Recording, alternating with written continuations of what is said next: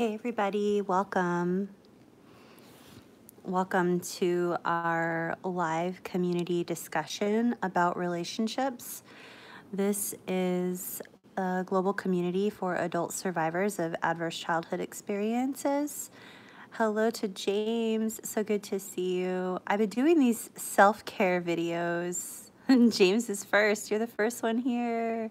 Hey Poppy, hello Hunter. So I've been doing these. Hi, John Harvey. Hi, Tabby Ba and Katie. Or Kate. Kate.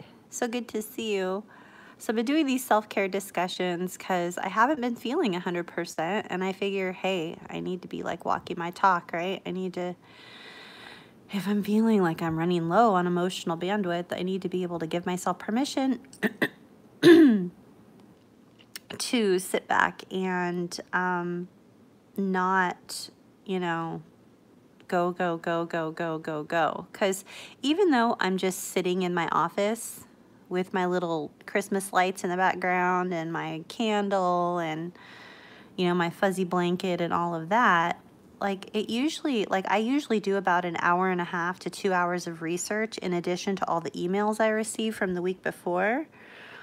And then there's just more pressure. There's more pressure when I'm in front of the camera than, when I'm behind the camera.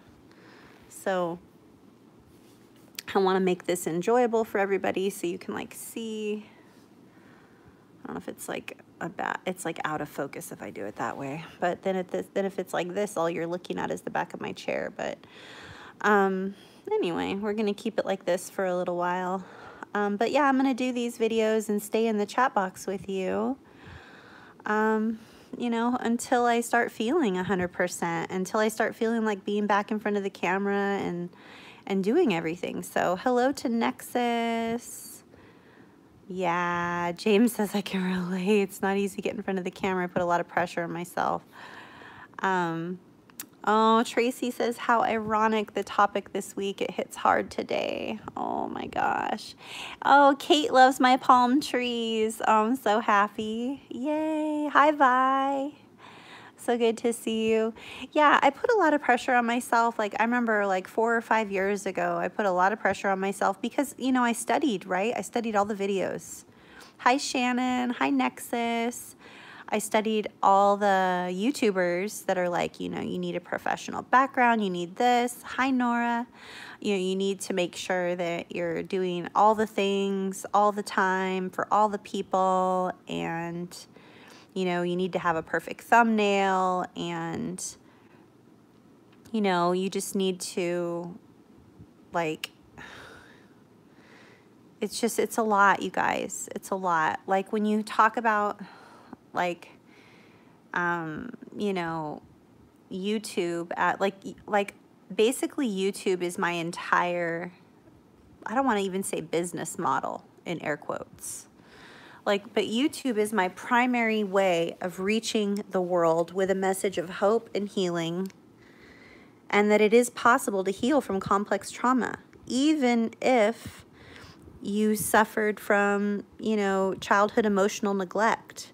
Even if you suffered from years of abandonment or exploitation or any type of trafficking or abuse, anything at all, emotional abuse, psychological abuse, religious, cult, all types, right? It is it's that hope that we have that regardless of what it is that you've experienced, that there really, really, really is life beyond healing from the trauma. It's going to take us a long time to heal from the trauma, yes. And it's not ever going to just go away and become this moot point that's just easy, right? But it doesn't have to take over our relationships. It doesn't have to,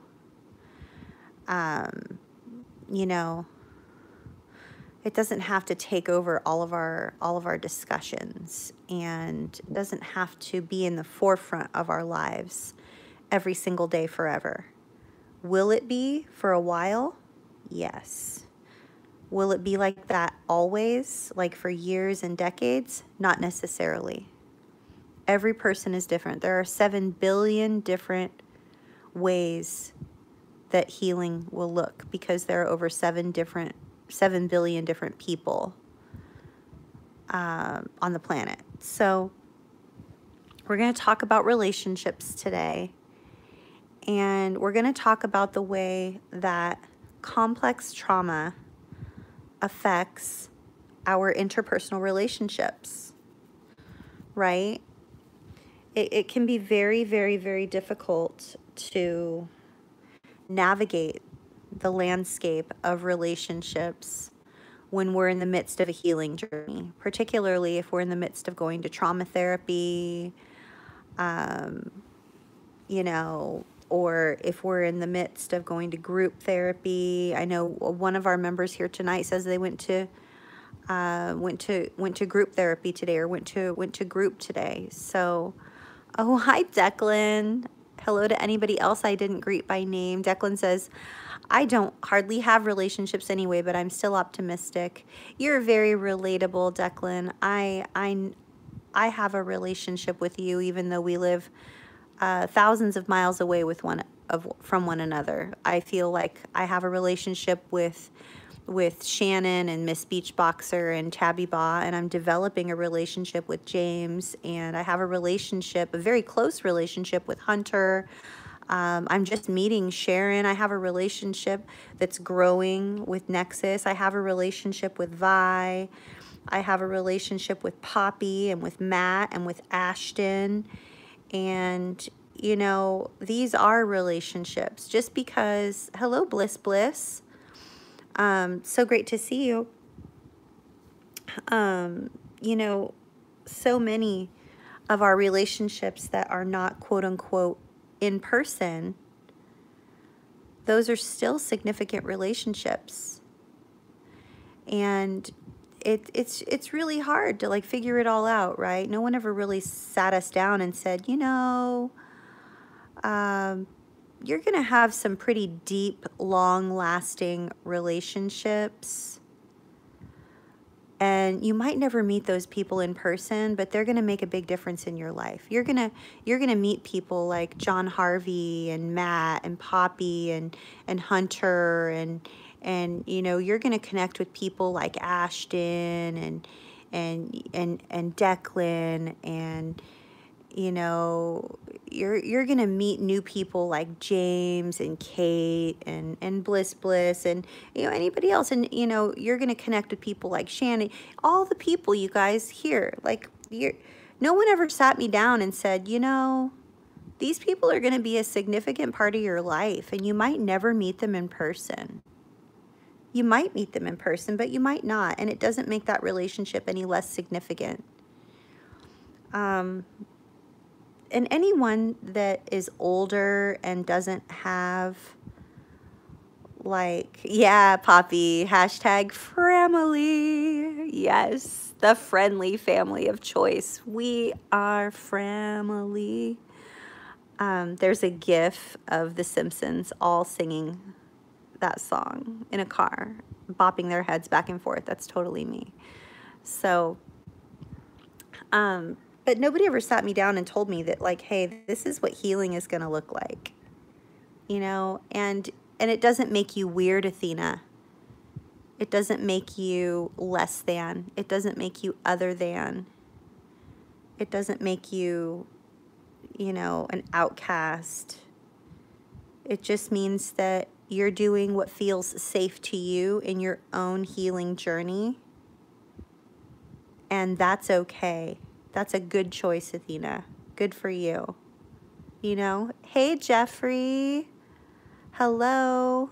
So happy to see you.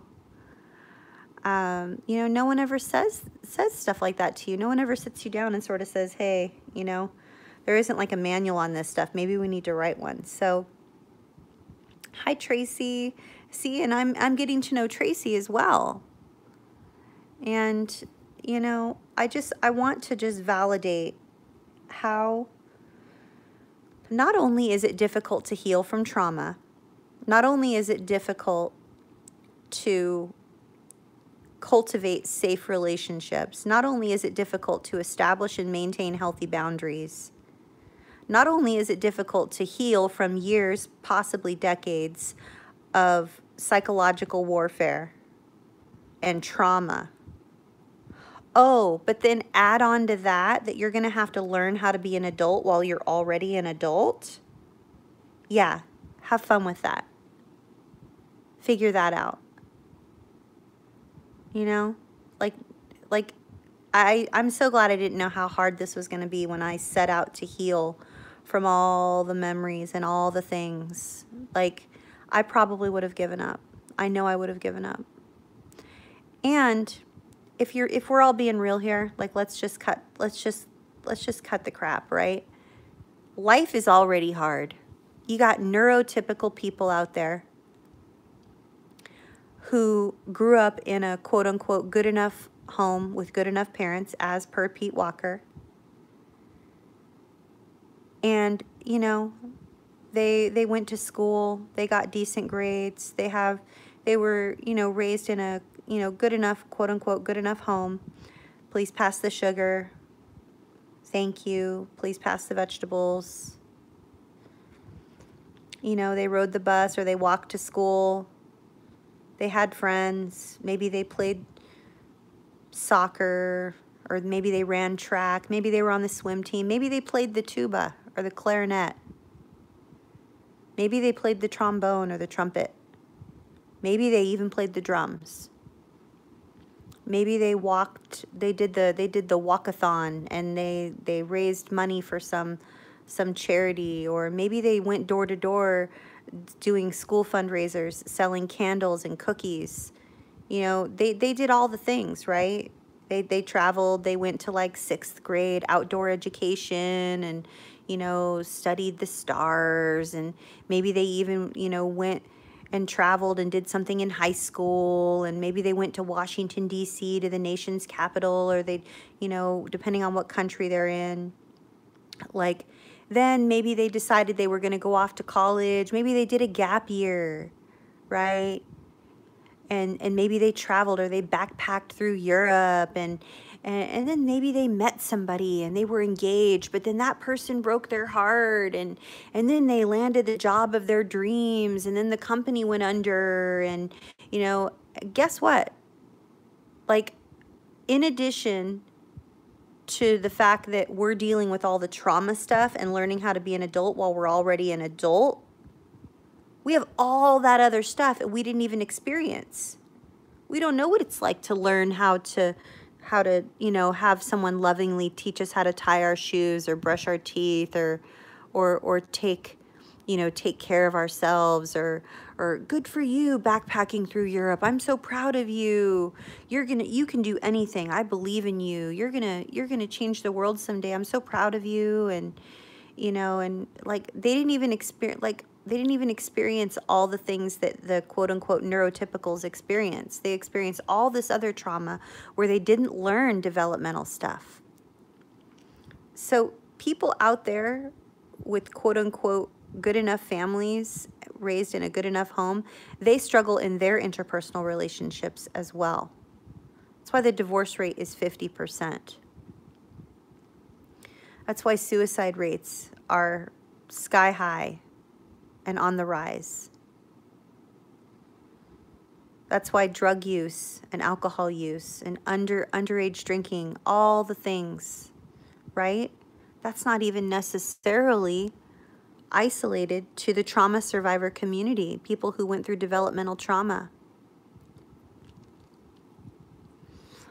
Hey, Anna2Digital's here. She says, Athena, I went to a support group for survivors of abuse last week, and it brought up a lot of emotions for me, more than I expected. Ooh, I'm just sending you lots of gentle love and comfort and support. That can be a lot, like when we hear other people's stories and you're just like, oh my gosh. Like, I remember the first time I went to like a group and I heard other people telling my life story as though they were like I felt like we were from the same house. You know, it was really, it brought up a lot for me. Vi says relationships are hard. Yes, they are. Angela says hi. Hi, Angela. James says, Athena, do you do the closed captioning for Angie? Absolutely, I do. I absolutely do. I do closed captioning for this channel. 100% of the videos are closed captioned for the hearing impaired. And I sponsor Angie. I sponsor Angie's channel because I believe so strongly in the work she's doing. We partner together, and I provide all of the closed captioning for the hearing impaired on 100% of her videos. And in return, she tells people about the CPTSD Foundation and the work that we're offering for the world for people who are healing. Oh, I'm so glad, James. Thank you so much. Good night, Declan. Oh, we do need a members only jacket. Heck yes. Hunter said, this lady just about yelled at me for not being married the other day. That was fun. Oh my gosh, Hunter. That is so awful. I'm so sorry that people are just so like, what is wrong with people? You guys, like seriously, what's her why is it her business?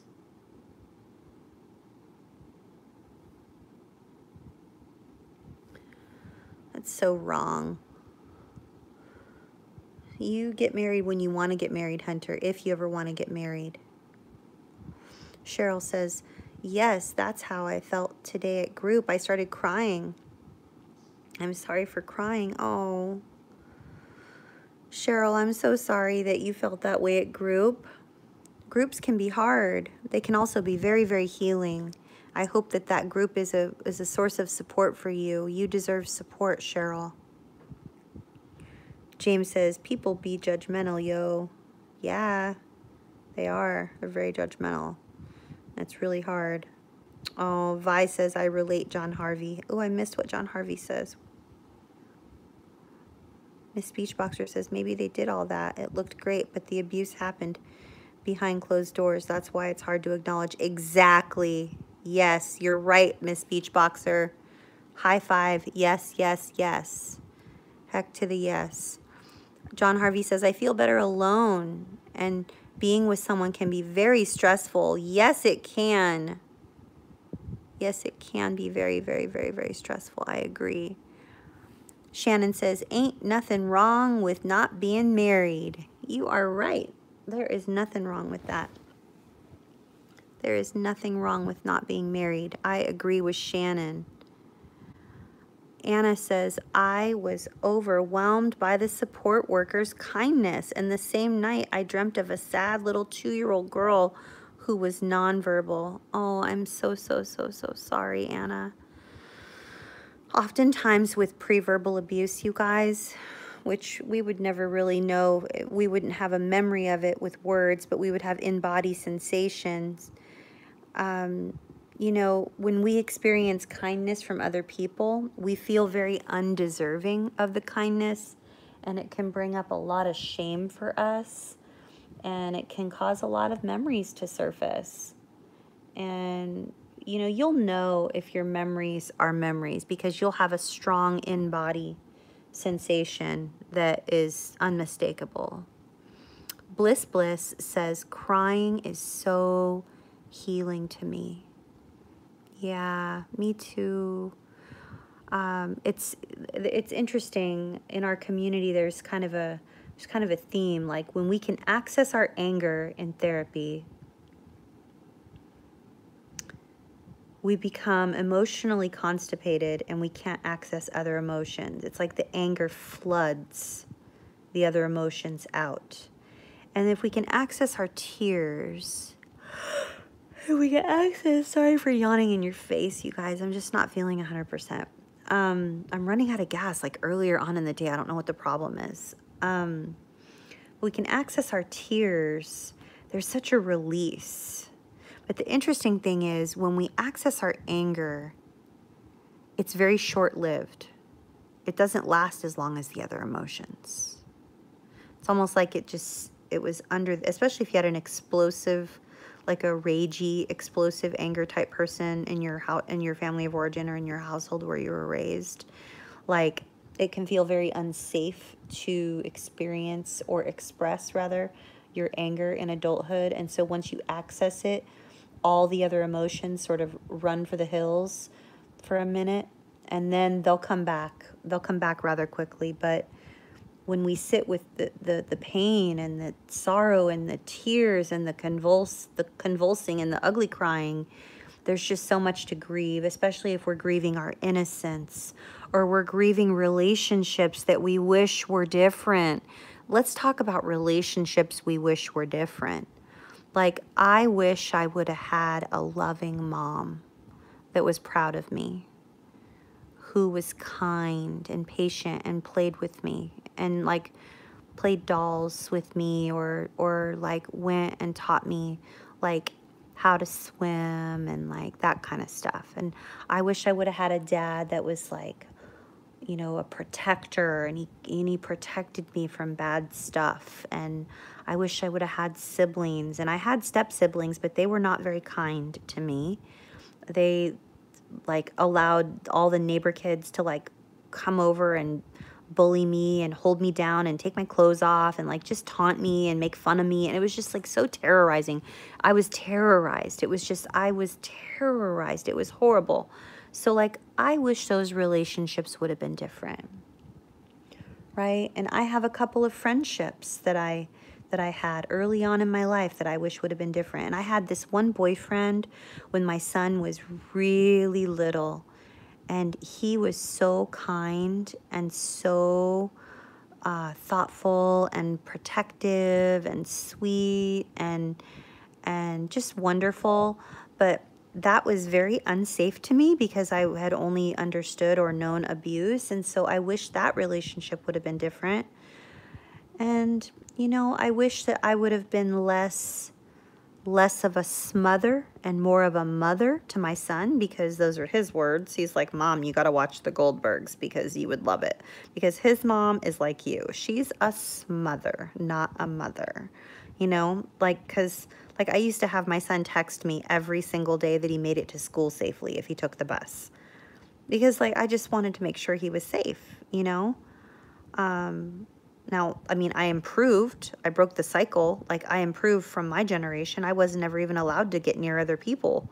I was never allowed to ride a bus. Like, I was so isolated, right? But I wish that that relationship with my son would have been different when he was growing up, and that it wouldn't have been so enmeshed, and that he wouldn't have felt the need to, like, bail and leave and go join the military because he's like, my mom.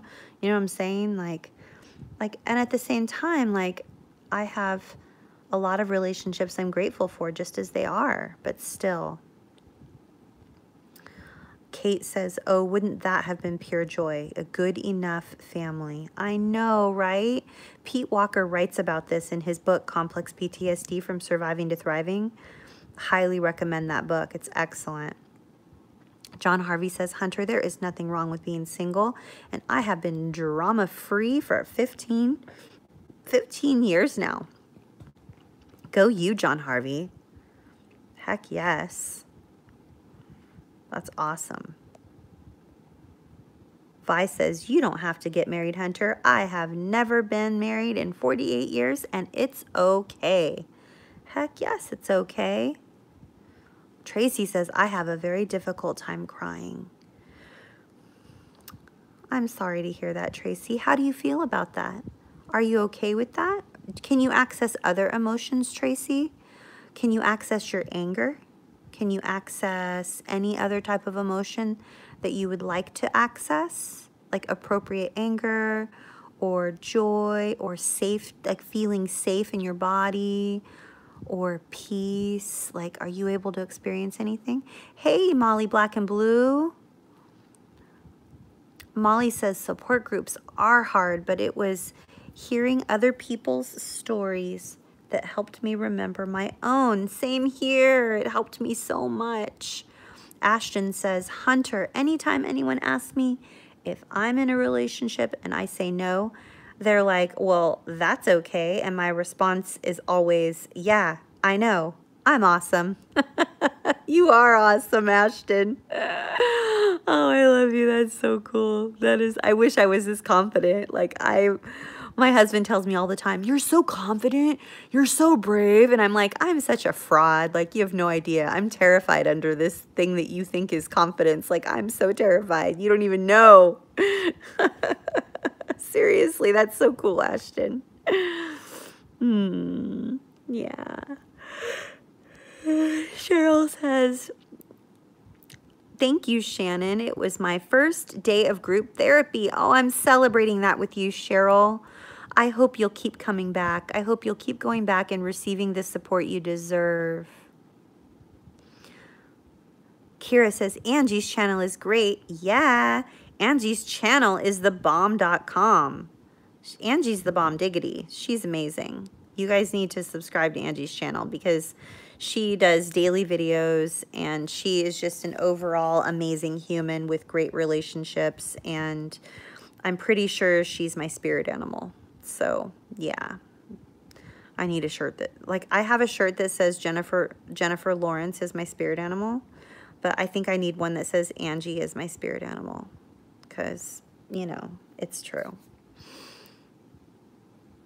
Nexus says, oh, that is horrid. I know how you feel, though.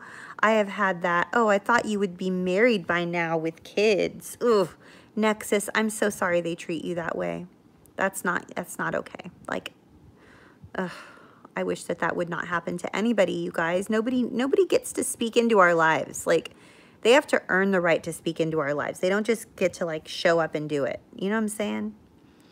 Angela says, I've had some really horrible things happen in the past couple of weeks, and I've had some amazing people step up and help me out. Just as surprising are the people who haven't said jack. Oh, Angela, that's hard. I'm so sorry. Well, I hope you know you're always welcome here, and we always appreciate your presence in our community, whether you're chatting in the chat box or leaving comments, or even if you're just here and you're just listening, or even if you're just on a replay. Like, just the fact that you're showing up for yourself, that's what matters. When we show up for ourselves, that is when the healing is exponential, you guys. When we show up for ourselves on a regular basis, preferably daily, if we can. Vi says, normal is a cycle on a washing machine, darling. That is what Athena says. You're right. I got it off of a Some E-Cards meme. It was like one of those, like, 1950s, like, pale pink or pale blue or pale yellow or pale green, like back in the day, those colors, like the early 50s. It was like a June Cleaver looking mom with a daughter, and she's sitting there smiling at her little daughter that looks all sweet and innocent and perfect. And it says, normal is a cycle on a washing machine, darling. Jeffrey says, hearing you say all this is so healing for me, and I'm sure for everyone else. Oh, I'm so glad, Jeffrey. I'm so glad. James says, preverbal abuse, question mark? Yes. When we experience preverbal abuse, it means that our abuse originated before we had the ability to voice what was going on, and before we could say, stop that, I don't like that, no. And that means that the trauma is held in our bodies in a certain place, a certain area of our bodies, and it takes an expressive modality like art therapy, or maybe discovering movement of some way, like maybe yoga or walking or stretching, or somatic experiencing. If you look up somaticexperiencing.com or .org, Peter Levine, author of Waking the Tiger, he's one of the pioneers of body work for trauma. He works alongside Bessel van der Kolk, Dan Siegel, Pat Ogden, Babette Rothschild, all of the badasses out there, like Pete Walker, and just all of the people that just started this whole, you know, like Vincent Felitti, and just the people that really brought awareness to the fact that trauma is held in the body. Bessel van der Kolk's book, it's seminal work on anything trauma related, and it's called Body Keeps the Score. The book cover itself is like the color of the sky on this video right now. It's like this beautiful blue, and there's like a drawing or a painting on the front, and it's called Body Keeps the Score. But yeah, preverbal abuse is a thing. We don't have words to say, I don't like that, stop that. And so our body remembers. And when we're touched in certain ways, or we vibrate at a certain frequency, or we're around someone that causes us to feel a similar way, if we smell something, if we hear something, if we feel or touch a certain fabric or something that causes us to feel unsafe, and we're triggered into an emotional flashback, then chances are that we may have some unprocessed trauma. And occasionally that unprocessed trauma can lead to memories or body sensations, emotional flashbacks of preverbal abuse. So it's not always the case, but sometimes it is. So definitely not something that we want to rule out if we're not sure. Just be gentle with yourself, regardless of what trauma you're healing. Heroes Don't Wear Capes says, question, where is the line between being someone who is just naturally altruistic and then waiting to give and wanting to give selflessly, and where we need to draw a line to start protecting ourselves from being exploited? Ooh, that's a great question. So in the context of relationships, heroes don't wear capes. This is where the line is drawn. It's a very, very, very, very definitive line. Are you ready for this? Like this is I'm gonna drop some gold nuggets right about now. Like these are some diamonds. Like save this. Like add this video to a playlist or something. With like the time of like 31 minutes and 40 seconds in, like, or 32 minutes and 7 seconds in, or whatever, then you can start listening or whatever to my answer. So it's easy to know where the line is when you check in with your body and you ask yourself in your own language, do I have an internal yes that matches my external yes regarding giving selflessly? Or am I doing this out of obligation? And like I'm knowing in my body that I'm overextending myself, but I'm going to do it anyway because I want that person to like me, or know that they can count on me, or know that they can, you know, reach out to me anytime. I want to give. And it's almost as though we're paying penance, or we're trying to like build up some sort of like good, like quote unquote karma or something. Like we're just trying to, like, what goes around comes around sort of a thing. Like there's that, heroes don't wear capes. And then there's this other thing that we talk about a lot on this channel, particularly in the context of relationships, and that's intuition. We need to trust ourselves. And we get on this topic, and what ends up happening invariably is that when we're talking about intuition, the crowd goes wild. 33 people raise their hands and say, but wait, what if I don't know how to trust myself? What if I don't know, like, I'm indecisive and I don't know if I want to say yes. I don't know if I want to say no. And I don't really know, like, how do I know right from wrong? And how do I know if I'm just being hypervigilant, or if I'm going to be exploited, or if I'm acting from a place of fear, or whatever. And this is the answer. So the first definitive answer was internal yes matching an external yes. Internal no matching an external no. That's the first one. The second one is this gem right here that I'm about ready to share with you. And this is something that has been a cornerstone in my entire trauma recovery journey because of my trauma therapist. And that is this: anxiety and hypervigilance and fear and codependency and wanting to give, they always have an agenda. Those voices that we hear inside ourselves, the voice that says give, the voice that says do, the voice that says go, the voice that says help, They have an agenda, right? They're trying to improve our karmic state or make us look like the altruistic person. Or we could even be doing it from a very innocent place where we have pure motives all the time, pure motives, pure motives. But guess what? That's not your intuition. You want to know how I know it's not your intuition? Because intuition never has an agenda. Like, how's that truth bomb for you? Like, did all the hairs on the back of your neck just stand up? Our intuition never has an agenda. Our intuition doesn't need anything from us. Our intuition just is. It doesn't have a yes or a no.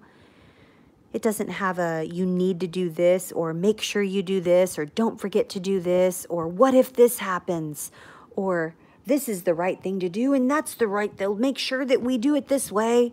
Your intuition never has an agenda. Your intuition just is. It's that still small voice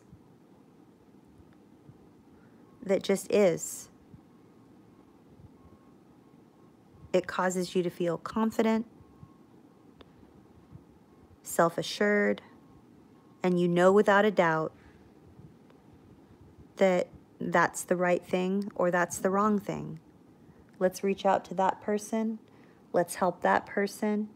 Let's pull back and take care of ourselves and not overextend ourselves. Let's sit and hold our phone and let everybody look at the ocean so that you can just sit on your couch and like relax, but still be able to spend time with everyone. Like, I'm not doing these videos because I'm trying to hustle for my worth in any way. I'm doing these videos because I truly enjoy your company and I love being here. But there is a line that needs to be drawn. I am a naturally altruistic person and I do want to give selflessly. But where I draw the line is if I give too much and I deplete my own natural resources. I deplete my own emotional bandwidth, right? And my intuition just has that little niggling. It just sits there and says, maybe we'll just rest. Rest sounds nice. Everyone will understand. You love them and they love you. Let's just rest. Does that help, Heroes Don't Wear Capes? Send me an email and let me know if that helped and if you have other questions. info@cptsdfoundation.org. Just let me know. Ashton says, Tracy, same here. I held it in for so long that it's hard to allow myself to cry because there's such a deep drive to keep it silent and hidden. Oh, I recognize that. I recognize that, Ashton.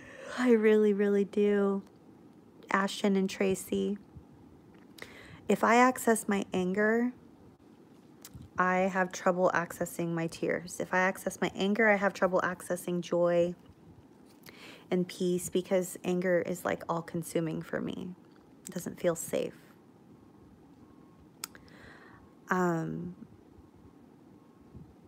But once I'm able to access my tears, it's like, you know,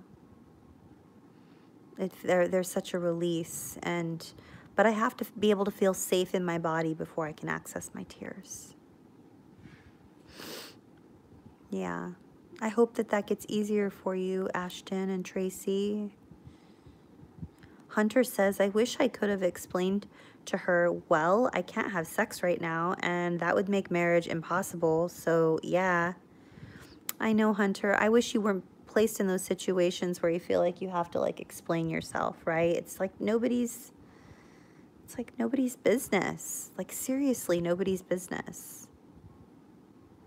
James says, yeah, yes, crying is healing for me too. It's very healing. It's very healing. It can be. For some of us, it can be triggering, and then it can fling us into an emotional flashback, and then we ride the wave, and we figure out how to tolerate that distress, and then we become resilient. And you know? It's hard though. Like, it's hard. It's really hard. Jeffrey Sherman says, abuse that occurred before you had a grasp of language. Oh yes, preverbal abuse. And I believe that Vi says it's abuse that happened before we could talk. Tracy says, yes, Athena, this happened to me today in therapy when my therapist kept telling me that she was proud of me. Yeah, it's really hard to receive people's compassion if we have been just soaked in toxic shame for decades. Our brain and just our entire being is just soaked in toxic shame. Like what John Bradshaw calls that is being shame bound. Like we are bound to shame. Like we're in chains to it. We're in bondage to it. We're in handcuffs, or like it's almost like one of those cinder blocks with like a chain, and it's around our legs or our ankle, and it can like weight us down and we can't get free. That is the main cause of being unable to accept compassion and kindness from others, is that we deep down somewhere don't feel that we deserve it because it's very foreign to us, because we didn't have compassion shown to us when we were younger. So you're not alone, Tracy. I promise you it gets better. I promise you it gets better. Kate says, I cannot cry or I cannot stop crying. I'm in the unable to cry stage right now. I know I'm the same way often, Kate. It does get better. I promise it gets better. Bliss says, too often we are labeled as depressed when we are only mourning things in life that are natural, that we all go through, and mourning is okay. Oh, yes, exactly. Oh my gosh. That needs to just be here. Like, I'm screenshotting that. Hold on while I get really annoying. I just had to like take a screenshot of that. Seriously. That is, yes, yes, yes, yes, yes, yes. Uh-oh. Oh, there we go. I thought I lost everybody. John Harvey says, me too, Athena, and it may be the winter time blues. You know, seasonal affective disorder is something that plagues a lot of people. So let's not rule that out, you all. Miss Beachboxer says, yes, I haven't been married either. I haven't married either. I wouldn't want to hurt anyone until I fix my ability to love myself. That is so responsible. That is so mature and responsible, Miss Beachboxer. That's amazing. Good for you. Tabby Boss says, I've never cried, and there's no anger. How do you do it? It's okay, Tabby Ba. It will come. It will just take time. It has to happen organically. We can't force feelings. We can't force emotions. The only thing I can share with you is when it does come, it's going to hit you like a freight train perhaps, and it might feel unsafe. And it's best to titrate your feelings or balance them, teeter-totter them with good self-care and grounding. Do you like tea? What's your favorite scent? Do you like peppermint? Do you like lavender? Do you like eucalyptus? Do you like the sound of the ocean and waves? Do you like soft music? Do you like heavy metal music? Do you like rap music? Do you like the feel of velvet or cotton or denim? What are some sensory things that you really enjoy? What are your favorite flavors? Do you like turkey chili? Do you like a really good cheese omelet? Do you like, do you like ice cream? Do you like those, what are they called? Warheads, like the Sour Patch Kids type of a thing? Do you like popcorn with Milk Duds at the movie theater with like an ice cold Coke? Find things that you like.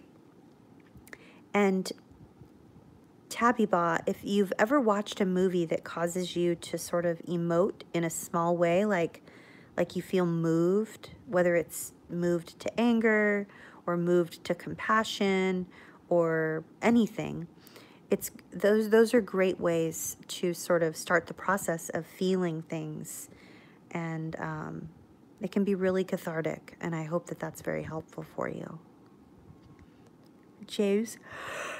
James says, sorry I'm yawning in your face, James. James says, true. I can rage for like an hour and then it passes. It passes, but I can be down for days in a funk. I know, it's the same for me, seriously. It's totally the same for me. Anger doesn't last long, you guys. It comes in bursts. Hi, Stuart. Stuart Hall says, facing the death of my abusers and the expectations on me. Grief. Oh, that's so much. That's a lot. That's so much, Stuart. I'm sorry that this is a painful and difficult and confusing experience for you. I don't want to put words in your mouth.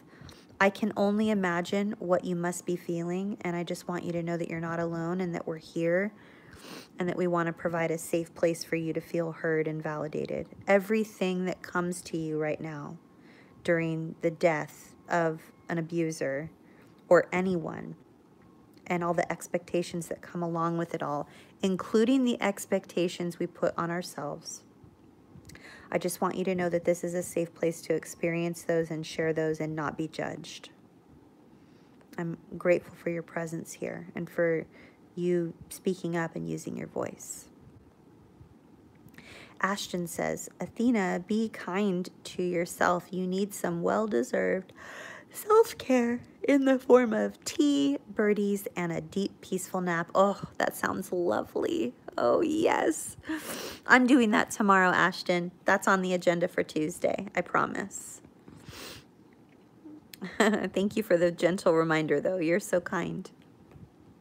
James says, my dad was really never proud. Oh, I'm so sorry, James. That's devastating. I'm really sorry.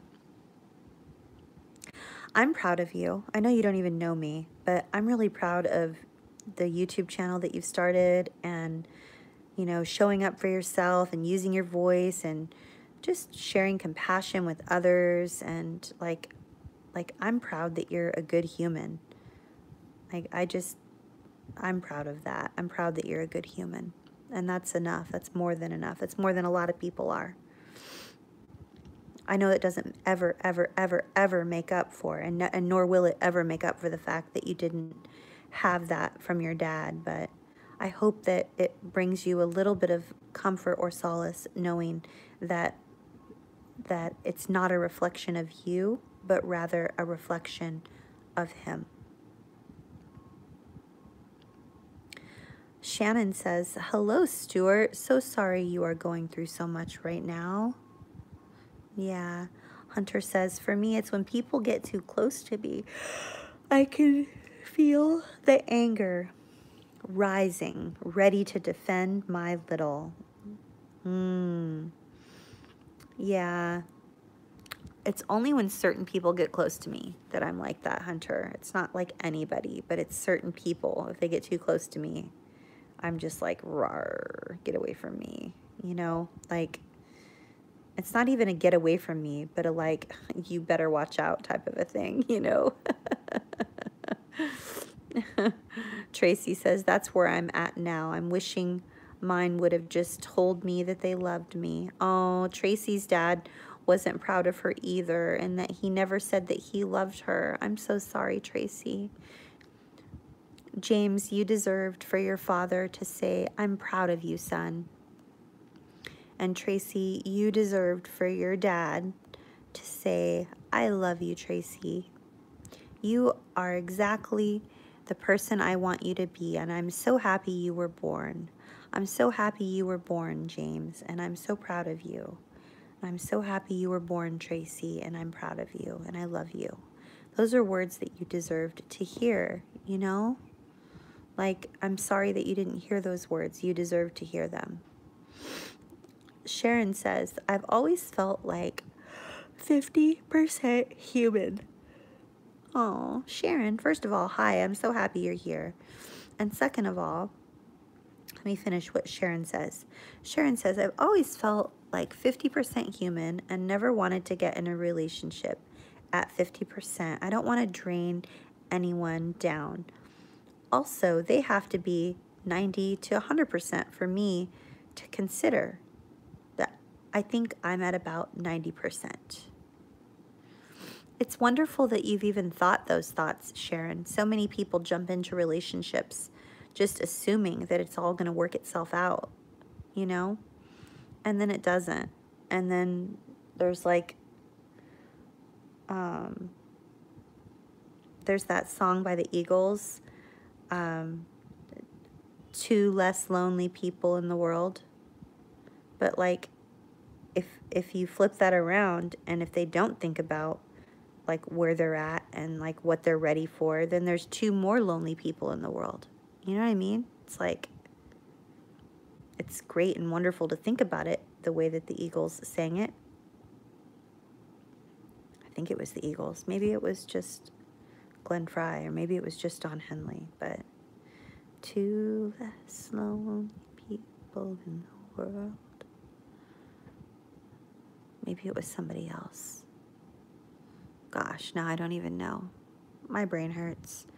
But Sharon, I just respect you so much for having the wherewithal to even think that thought. So many people don't even take the time to think those thoughts. They just jump into something.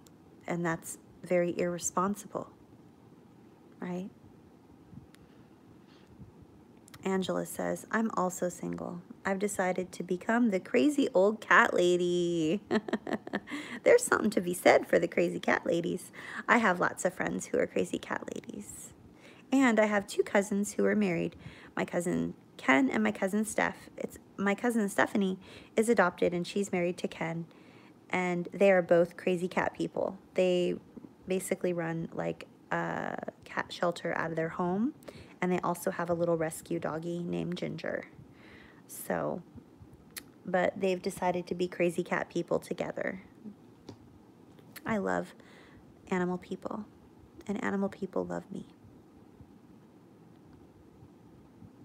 Sharon says, now I'm scared to try a relationship, now that I know what a healthy relationship looks like. Yeah, it is scary. Yeah. It is scary. Poppy, you're reading my mind. Poppy says, seriously, if you want to learn about emotions, I highly recommend checking out Hillary Jacobs Hendel, www.hillaryyjacobshendel.com. Her book is called It's Not Always Depression. I thought of that earlier, Poppy, when someone was saying, like, you know, it's not always that we're depressed, like it's other stuff, you know? But I'm going to be interviewing her again. I got a chance to interview her last year and spend some time with her. She's going to be coming on to our daily recovery support calls over through the foundation. You can go to cptsdfoundation.org and you can just look up daily calls. Anyway, she's going to be coming on and she's going to be leading a series of discussions on the change triangle and how like to use your emotions to help you heal from stuff, and how like it's totally possible even if you didn't know it was possible. And how people are misdiagnosed with depression, because it's not always depression. That's the name of the book. It's not always depression. So, good call, Poppy. Thanks for the link. You're the bomb. Has anybody seen Malta McMurtry? I'm wondering if Malta's doing all right. Vi says, no one taught me anything. I had to teach myself everything. My siblings didn't help either. I'm so sorry, Miss Vi. You deserved so much more. Yes, Poppy, the change triangle. Stuart says, Athena, that is what I'm going through now. I wish I had a mommy and a daddy. Yeah. To this day, they terrorize me. I'm so sorry. I'm so sorry, Stuart. I unfortunately know what that feels like, and it's very, very, very, very painful. And no one's coming to rescue us. Like, if we're waiting around for someone to rescue us, no one's coming. No one's ever going to come. We are the ones that have to rescue ourselves. And it's very unfair. It is unjust. Because we didn't abuse ourselves, and yet here we are having to rescue ourselves. And it's hard. And no one likes it when I say that. I get thumbs downs on the video. People that were thumbs uppers all of a sudden are like, WTF, this lady is freaking nuts telling me nobody's coming to rescue me? How dare she tell me the hard truth? How dare she not fill my brain with all these lies that I'm going to get rescued by the knight in shining armor on the white horse? F her. I'm going to give her a thumbs down. You know, no one likes it when I say no one's coming. We're waiting around for someone to rescue us and to help us and to save us and to love us and to tell us it's going to be okay and to tell us we're going to be all right. We're doing everything right. We got this. It's all going to work out. I got you. We're good. We're waiting around for that, and no one's coming. We are the ones who will heal because we are the ones who are showing up for ourselves on a regular basis, and we're going to be able to enjoy our lives.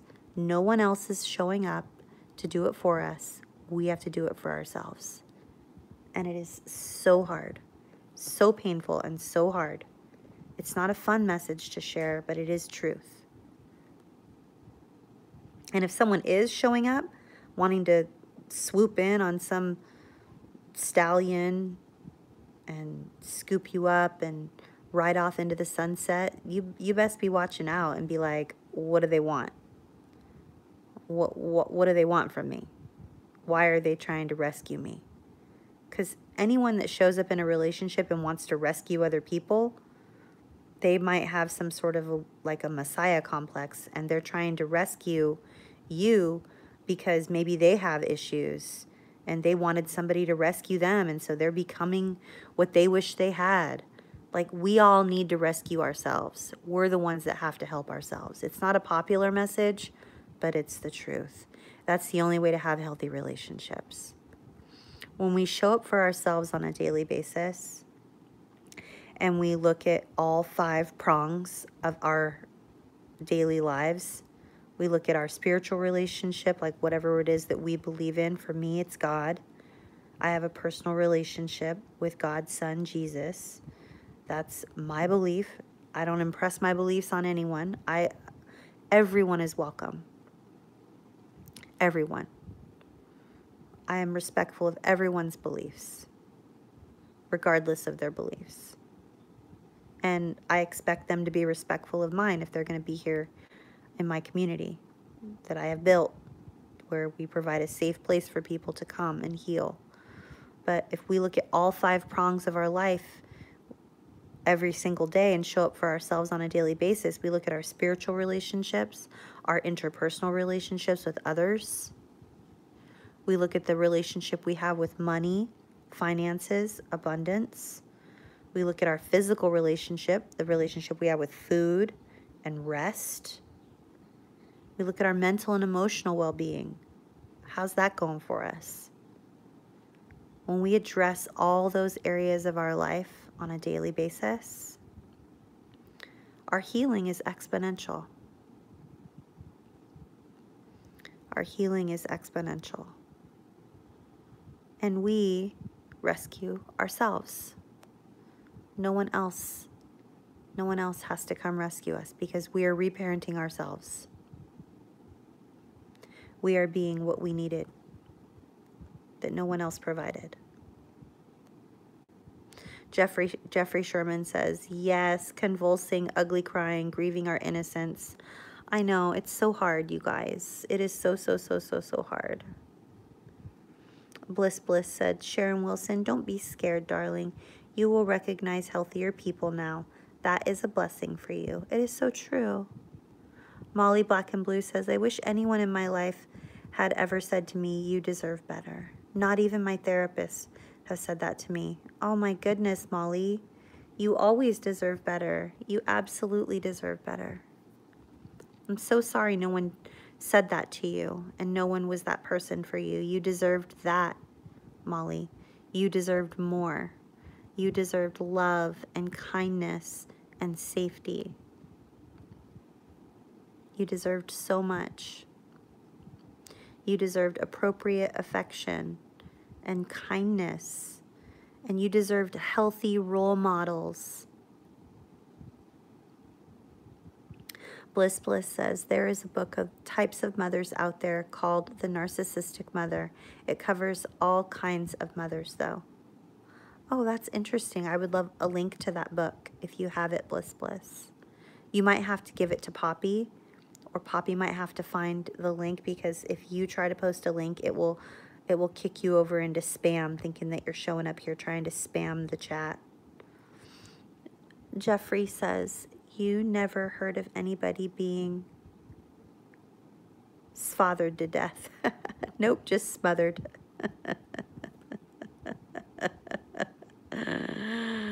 You're so right, Jeffrey. That's hilarious. Tracy says, wow, I don't feel so alone here. I guess I thought I was so alone with all this crap. You're not alone, Tracy. Oh, Poppy, your message is redacted. I wonder why. What did you say? You're so funny. You can say anything. You can put anything in here. John Harvey says, I used to want others to want to date me, but now I think I might be worse off if I actually dated more growing up. I feel the same way. Like, I feel like I made so many mistakes, and I do wish I have relationships that I wish were different, you know?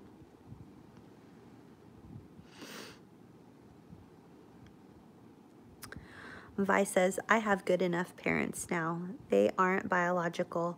I sit with them at church, and they adopted me in their old age, and they are so wonderful. Holidays, Sunday dinners with them. That's wonderful, Vi. What a blessing. What a blessing. John Harvey says, sometimes being alone is the best thing for us. Yeah. Oh my gosh, you guys. It's already after 5 o'clock for me. And I think I might take a nap. Oops, I missed. Where did it go? There it goes. Hi, Lauren King. Lauren King says, I got sick for 15 years as a teen until recently from abuse, and I couldn't date. I was so sickly, and I desperately wanted to get married, but my family treats me like I'm weird for not being married, and it hurts me. I'm so sorry, Lauren. You do not deserve that. You do not deserve to be treated that way by your family, Lauren. There's nothing wrong with being single, and I hope you receive the support that you deserve from trauma-informed practitioners who understand that you've been through a lot, because you've been through a lot.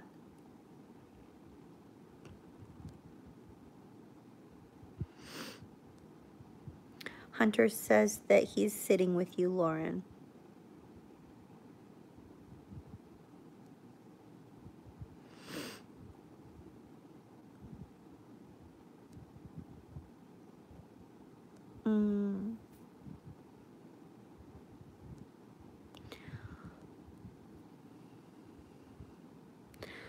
Bliss says, healthy boundaries we all deserve, no matter how others pressure us. And the word no is not horrible. No, it's not.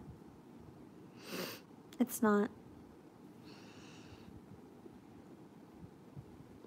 You guys, I think I might rest now, because I haven't been feeling 100%.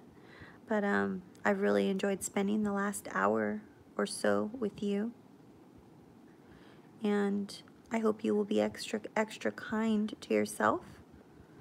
I will be back here with you all for another community discussion next week. Hi, Deborah. Oh, good night, everybody. Good night, Kate. Good night, Deborah. Good night, Poppy. Good night, Miss Vi. Good night, Hunter. Good night, Tracy. Good night, Shannon.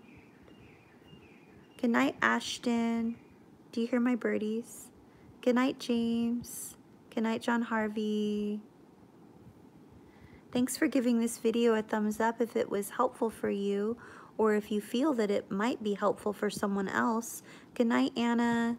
Good night, Eliana. Good night, Tabby Ba and Kira. Oh, the song was by Air Supply. 2 less lonely people in the world, and it's gonna be fine. Out of all the people in the world, I just can't believe you're mine. Oh my gosh, thank you, Kira. Good night, Lauren. Good night, Pixie Painter. Good night, everybody. Good night, Nexus.